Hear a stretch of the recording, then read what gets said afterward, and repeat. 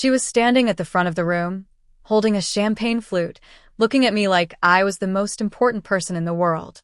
And everyone believed her. I believed her. She talked about the night we met in a cramped grad school hallway. Both of us lost, both of us pretending we weren't. She talked about the Lisbon trip where we missed our flight and laughed about it for 3 days straight. She said, and I remember this exactly, "Camille is the kind of woman who makes you want to be braver than you are."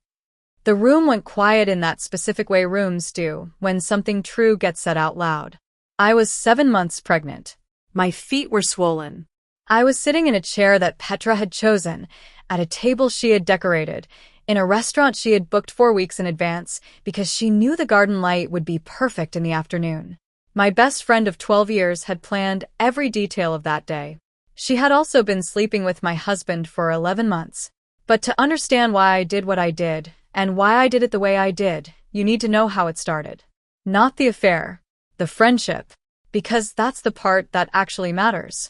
Sorry to interrupt, it is a kind request that 95% of you guys haven't subscribed to be part of our community. Subscribe to be one of us, and tell us where you're watching from.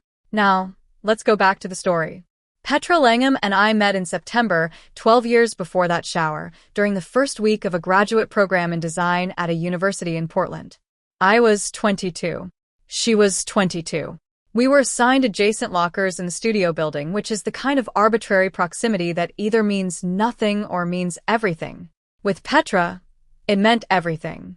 She was funny in a way that was almost aggressive, the kind of funny that fills a room before you've decided whether you like the person yet. She had this ability to make you feel, within about 4 minutes of meeting her, that she had already decided you were worth her full attention. And when Petra gave you her full attention, it felt like standing in a spotlight. I was not a spotlight kind of person. I was quiet in groups, loud in private, and deeply suspicious of women who were too friendly too fast. Petra should have put me off immediately. She didn't. And I've spent a long time thinking about why. I think it was because beneath all that brightness, she was also genuinely kind. Not performed kindness, the kind that cost something. When my mother had a health scare in our second year, Petra drove me to the airport at 4 in the morning without being asked. When I failed my third-year review and spent a weekend convinced I was going to be asked to leave the program, she sat on my apartment floor with bad takeout and worse wine and told me, very calmly, every specific thing she believed I was capable of. Not in a cheerleader way. In a way that felt like evidence. You don't forget a friend like that. You don't question one either. By the time I met Dominic, Petra had been my closest friend for 6 years. She was the first person I called after our second date. She was sitting in my kitchen the morning after he proposed, drinking coffee and pretending she hadn't already guessed it was coming because she'd actually helped him pick the ring. She was my maid of honor. She gave a speech at our wedding that made Dominic's father cry, which Dominic said had never happened before at anything. I'm telling you all of this because I need you to understand the specific texture of what was taken from me. It wasn't just a marriage. It wasn't just a friendship. It was 12 years of a story I had told myself about who I was and who loved me and what I had built. All of it was real. I want to be clear about that. The love was real. The friendship was real. The trip to Lisbon was real. The 4 in the morning airport drive was real. Which is the thing about this kind of betrayal that nobody warns you about. It doesn't erase what came before it. It just poisons the memory of every single thing at once, and you have to grieve them all at the same time, and there is no clean way to do that. The pregnancy had not been easy. I don't mean medically, physically, everything was straightforward. I mean emotionally. Dominic and I had been trying for almost 2 years before it happened, and by the time I got that positive test, I was so wrung out from hoping and losing hope and hoping again that I couldn't quite let myself feel happy right away. Dominic was wonderful about it publicly. He told people the news with this enormous, genuine-looking joy that made everyone around him feel warm. He bought things for the nursery before I was ready. He talked about names constantly. In private, he had started to go somewhere I couldn't reach. I noticed it around the 4th month, a kind of distraction that I put down to stress. He was in the middle of a large commercial project, a mixed-use development on the east side that had been running over budget and over deadline for most of the year. He was tired. We were both tired. You overthink everything, he told me once, when I said I felt like he wasn't really present anymore. And here's the part nobody talks about. When you're pregnant and exhausted and already emotionally fragile, and the person you love most tells you that your instincts are just anxiety, you believe them. Not because you're weak, because you want to be wrong. The shower was on a Saturday in late August. Petra had sent the invitations 6 weeks early. She had coordinated with Renata and 2 other friends on a gift list. She had called the restaurant 3 times to confirm the garden setup. She had made a playlist. Our playlist, songs from the Lisbon trip, from my wedding morning, from 100 ordinary nights that had somehow become the soundtrack of my adult life. She had thought of everything. I remember sitting in the car outside the restaurant before going in, feeling genuinely lucky, thinking, whatever has been hard this year, I have this. I have her. I walked in. The room was beautiful. And somewhere, in a folder on a shared cloud account neither of us remembered existed, 11 months of messages were waiting. I just didn't know that yet. Dominic Devereux was not the kind of man you'd write a warning about. That's the thing I want to say first because I think it matters. He wasn't cruel. He wasn't controlling. He didn't have a temper that showed up after the wedding once the performance was over. There was no moment, early on, where something flickered behind his eyes and I filed it away and ignored it. He was just genuinely good at being loved. He knew how to make you feel chosen. Not through grand gestures, though he did those too. The surprise weekend trips, the flowers for no reason, the way he'd text me a photo of something he'd seen on the street because it reminded him of me. It was more the small things. The way he'd remember, 3 weeks later, a passing comment I'd made about a restaurant I wanted to try. The way he listened or performed listening so perfectly I couldn't tell the difference. I've had a lot of time to think about which one it actually was. I still don't know. We met at a mutual friend's birthday dinner. The kind of dinner where you end up seated next to someone by accident and talk for 4 hours without noticing the table has emptied around you. He was an architect, just starting to build his own practice after 5 years at a larger firm. He talked about buildings the way I talked about interiors, not technically but emotionally. About what a space does to a person before they've consciously registered it. About how the rooms we grow up in shape us in ways we spend our whole adult lives trying to understand. I thought, this person sees the world the way I see it. That feeling of being genuinely, specifically understood is one of the most dangerous feelings in the world. Not because it's false, but because once you've felt it, you'll defend it long past the point you should. We were married 3 years later. Petra caught my bouquet. That's not a metaphor. She actually caught it. We laughed about it for weeks. By the time I was pregnant, we had been married for 4 years. The first 3 were good. Not perfect, no marriage is, but genuinely good in the ways that count. We fought sometimes, recovered quickly, and had built a life together that felt like it belonged to both of us equally. We renovated the Craftsman house on Terrace Hill over 18 months, making decisions room by room, arguing pleasantly about tile and lighting and whether the kitchen needed an island. It did. I was right. He admitted it eventually. The 4th year was different.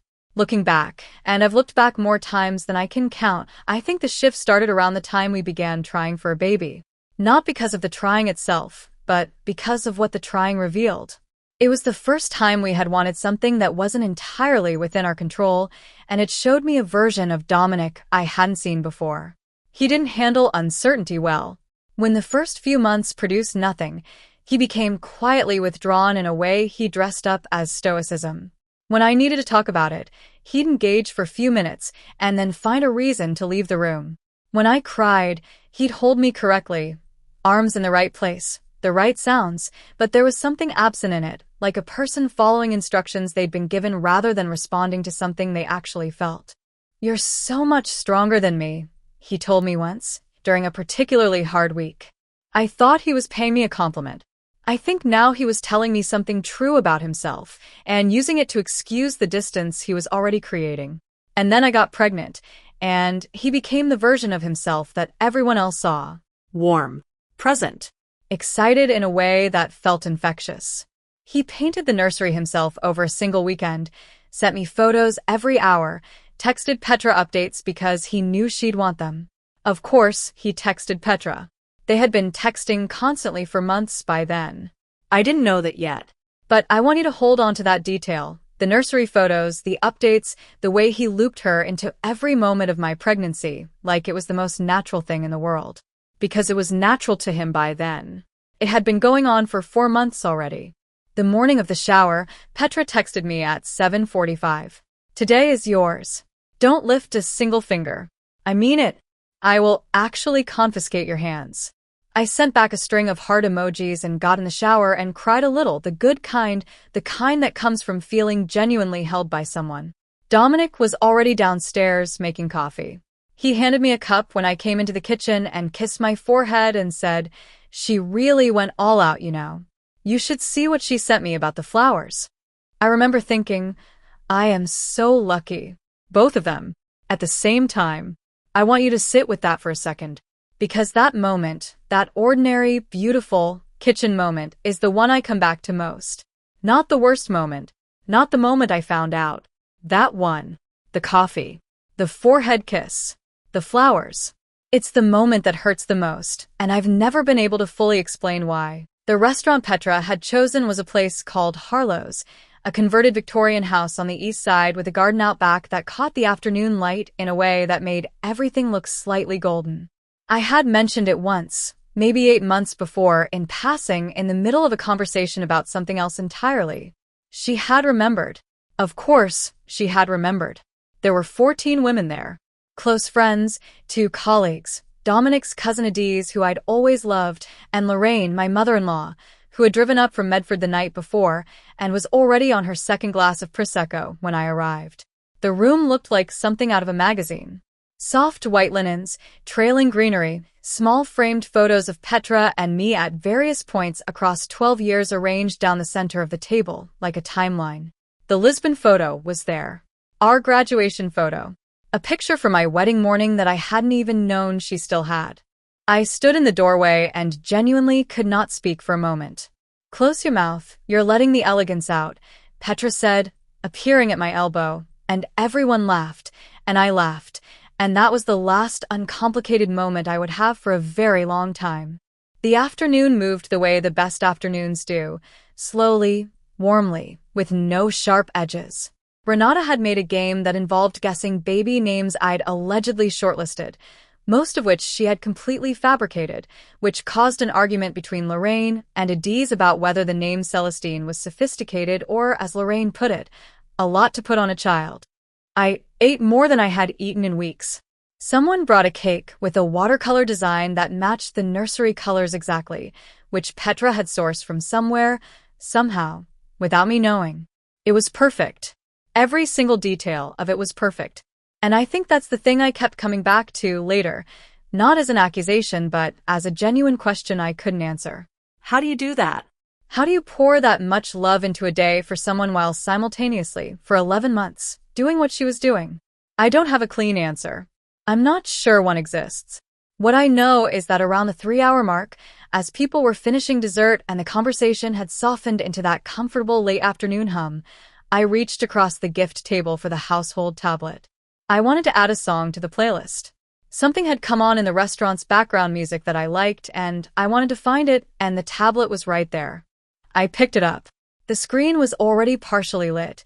Dominic had used it that morning to check something, and it hadn't fully locked. And there, in the notification preview at the top of the screen, was a message. Not a long one. 4 lines at most. Enough. I read it twice. The first time, I think my brain genuinely refused it, rerouted it, filed it under impossible, moved on. The second time, something went very still inside me. Not loud. Not dramatic. Just still. I placed the tablet face down on the table next to the gift bags. I found the song a different way. I smiled at Renata when she caught my eye across the table. I accepted a second piece of cake I didn't eat.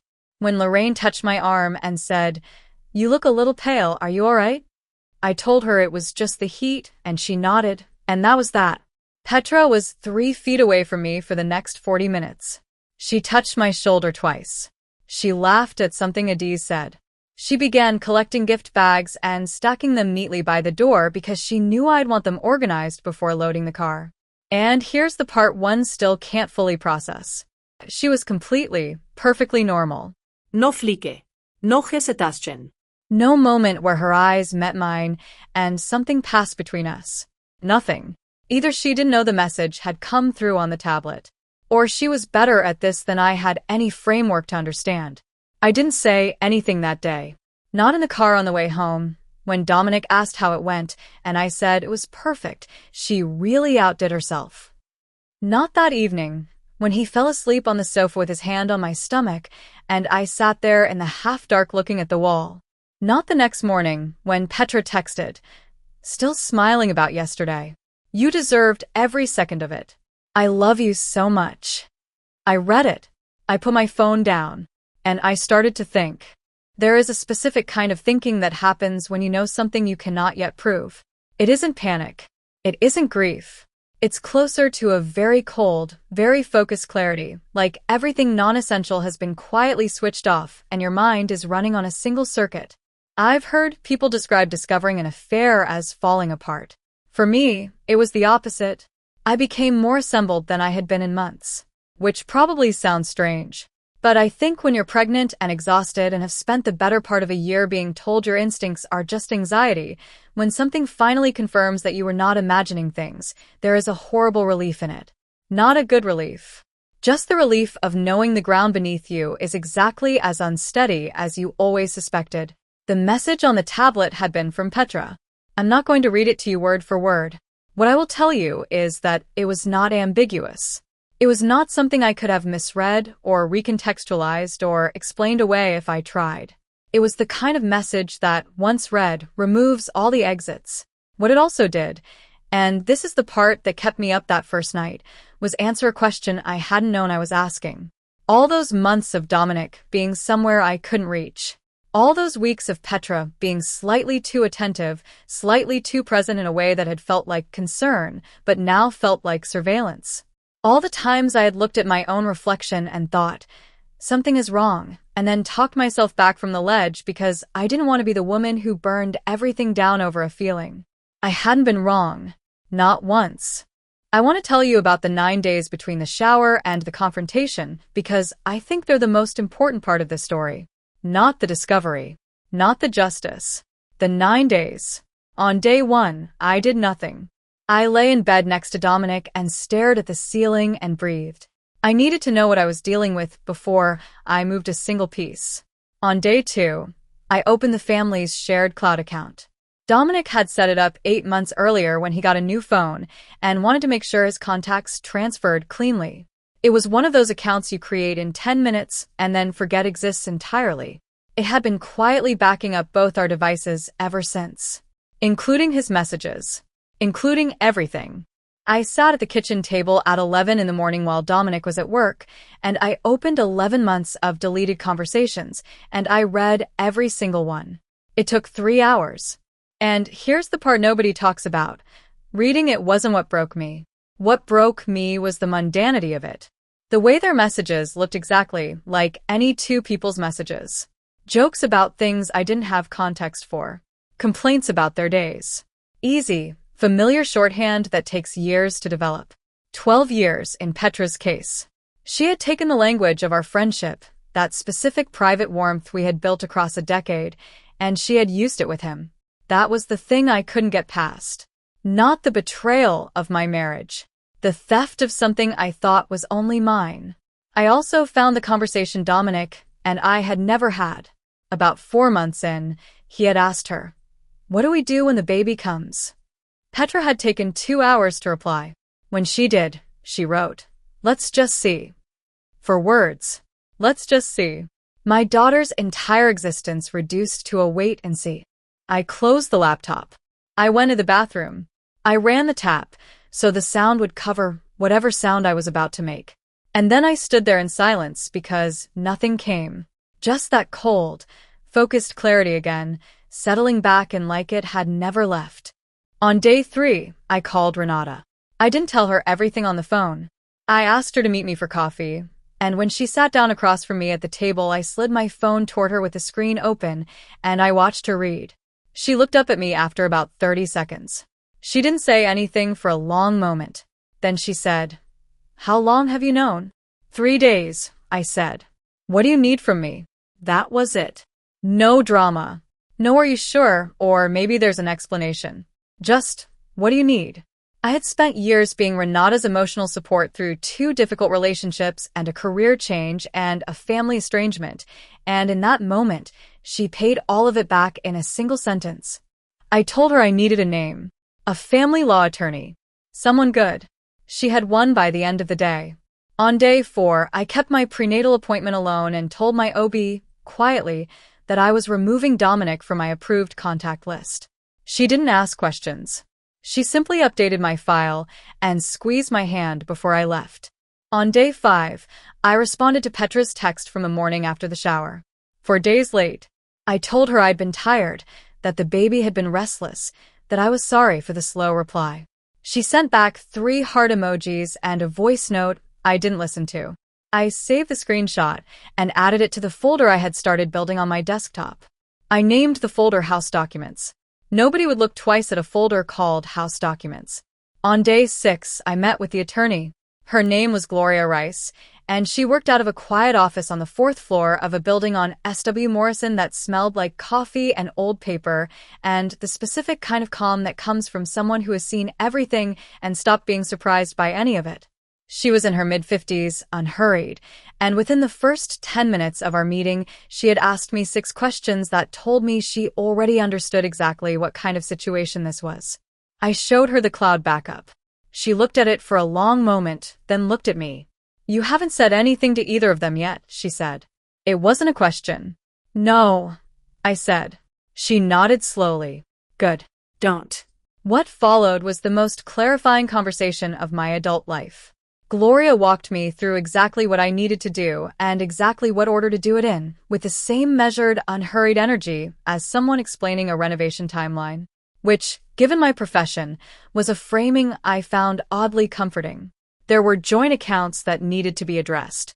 There was a question of the house, my house, the craftsman on Terrace Hill that I had designed room by room and whose renovation I had managed almost entirely myself while Dominic was consumed by his East Side project.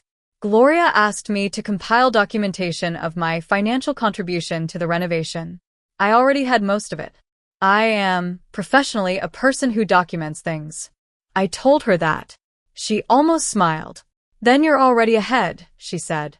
On day 7, I did something that I think surprised even me. I called Lorraine. Not to tell her. Not yet. I called her the way I always called her, to check in, to ask about her garden, to let her talk about Dominic's childhood in the particular fond and slightly exhausting way she always did. I needed to hear her voice and understand, clearly, where she stood before anything became public. It took about 4 minutes. She mentioned, in passing, that Dominic had seemed more like himself lately. Lighter, she said. More present. She said it with such genuine relief that I understood something important. She had noticed the distance too, all those months ago, and she had attributed it to work stress and pregnancy nerves and had never for a single moment looked any further than that. She loved her son completely and without condition. That wasn't a flaw. It was just a fact I needed to hold clearly. "You're going to be such a wonderful mother, Camille," she said, before we hung up. I thanked her. I meant it. And I added her to the list of people who would need time, later, to recalibrate everything they thought they knew. On day 8, I forwarded the complete cloud backup, every message, every deleted thread, every timestamped exchange, to a secure email address Gloria had set up for exactly this purpose. Then I deleted the cloud account entirely. Then I sat back in my chair and looked at the nursery door across the hallway, which Dominic had painted a shade of soft green that I had chosen from a swatch on a Sunday morning 4 months ago, while he stood behind me with his chin on my shoulder saying, "That one, definitely that one." And I let myself feel it, all of it, for exactly as long as I needed to. And then I closed that door in my mind, and I moved forward. On day 9, I texted Petra. Warm. Ordinary. I asked what she was doing at the weekend and whether she wanted to come over and help me sort through the last of the baby gift bags because my back was killing me and I could use the company. She replied in under a minute. "Obviously, yes. I'll bring food. Don't you dare touch those bags before I get there." I screenshotted it, added it to the folder, closed my phone, Then I called Dominic and asked him to come home early. He walked in at 4:30, still in his work jacket, and found me sitting at the kitchen table with my laptop open. He looked at me and something shifted in his face. Not guilt, not yet, just the low-level alertness of a person who has been waiting for a particular conversation without knowing when it was coming. "Sit down," I said. He sat. I turned the laptop toward him and let him read. I watched him go through it the way I had gone through it, the recognition, the recalibration, the moment where there was simply nothing left to construct a defense from.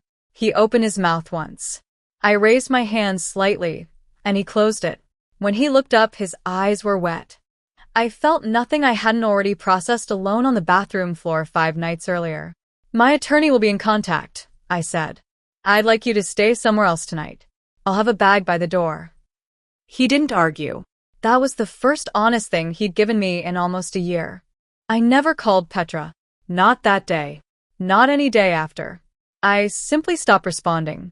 Completely and permanently, the way you close a window against weather that has already done its damage. She texted 7 times over the following 2 weeks. Concerned at first, then confused, then a long message that arrived on a Thursday evening that I read once and deleted. Whatever she needed from that conversation, I decided I was not the person to give it to her. I had a daughter coming. I had a house to keep. I had a life to rebuild from the foundation up, which it turns out is exactly the kind of work I was trained for. My daughter was born on a Tuesday in October. Her name is Marlo. I chose it alone, in the quiet of the hospital room the morning after she arrived, while she slept in the bassinet beside me and the October light came through the window in that particular thin, clean way it does when the season is just beginning to turn. I had a list of names on my phone that Dominic and I had built together over months. I looked at it once. Then I closed it and opened a blank note and wrote Marlo and knew immediately that it was right. Some decisions are cleaner when you make them alone. Renata was there for the birth. She had moved into the guest room 2 weeks before my due date and stayed for 3 weeks after, and I will never in my life be able to fully account for what that cost her or adequately thank her for it. She brought food. She handled the door when people came. She fielded the messages I couldn't answer and answered the ones I couldn't face. She was, in every way that mattered, exactly what a best friend is supposed to be.